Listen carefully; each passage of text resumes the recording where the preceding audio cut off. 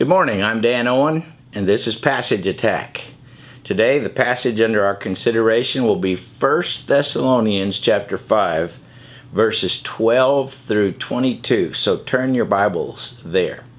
Paul wrote to the Thessalonians after having been there only a few weeks, and he was run out of town, and the group was under persecution. There were some people there that were functioning as teachers, and this is primarily an instruction to them, but also an instruction to those who were being taught. So let's look at the structure of the passage first of all. We have two petitions here, two different words. We ask you, brothers, here in verse 12. And down in verse 14, we have, we urge you, brothers. There's two different words here, but two different groups being addressed. So these are the two admonitions, you might say, that we have. Admonition number 1, we'll call this one, and admonition number 2, we'll call this one. All right, so let's look at the first one first.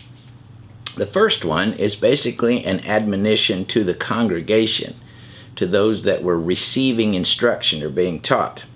We're told in that first admonition to, this translation says, respect those who labor among you.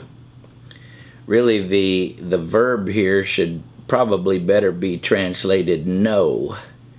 K-N-O-W. Know those who labor among you and are over you in the Lord, and admonish you. The word admonish is the Greek word noutheteo, which means to instruct you. Okay? So you're supposed to know them. You're supposed to esteem them, he says, very highly in love. So know them and esteem them. All right? So who are we supposed to know and esteem? Those who labor among you, are over you in the Lord, and instruct you or admonish you. Why should we esteem them? It says, because of their work. Because, see, they are laboring among you. They are over you or leading you in the Lord.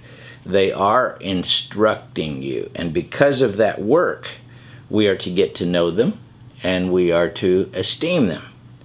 All right? And he urges also that the congregation be at peace among themselves.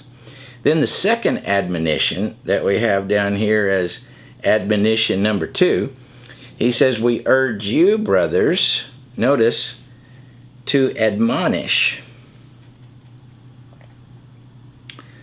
This could also be translated instruct. Up here, he's addressing those people who are being admonished, and down here he's addressing those people who are doing the admonishing. They are doing the instruction. So to put this more simply, in verses 12 and 13, he's talking to the people who are receiving the instruction.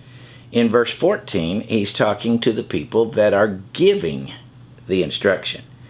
And these people are the leaders, teachers of the congregation, and he tells them to do several things.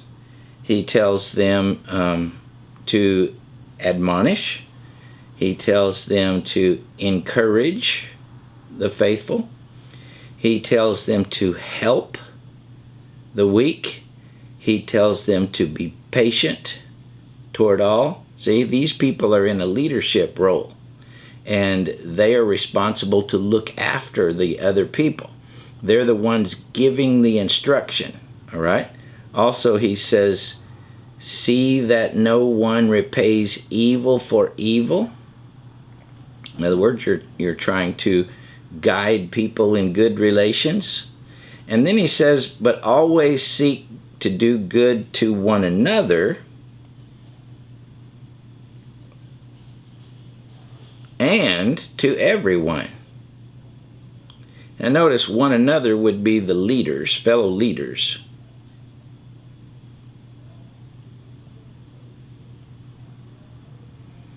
And everyone else would be the members of the church. All right? He says, rejoice always. See, the leaders need to be showing joy even in difficult circumstances so that others will follow. The leaders need to be praying without ceasing, giving an example to everyone else.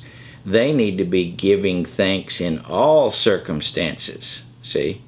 Leaders should not quench the spirit. In other words, they should not prohibit people from speaking or prophesying. Do not despise prophecies. But even though they should let people prophesy who are true prophets, they should test everything, making sure it's the truth, and hold fast to what is good.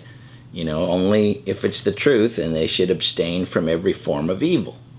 So everything from here down is an admonition to those who are in the position of teachers or instruction, those who are in the position of working among people spiritually and leading those people spiritually.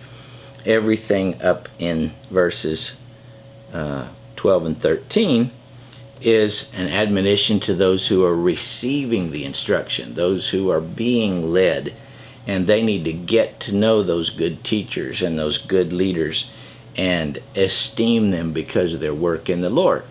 So, it's a great passage about how congregations should look at their various spiritual leaders, and it's a great passage about the responsibility of various kinds of spiritual leaders toward the people in their congregation. I'm Dan Owen, and this is Passage Attack, and I hope you have a great day.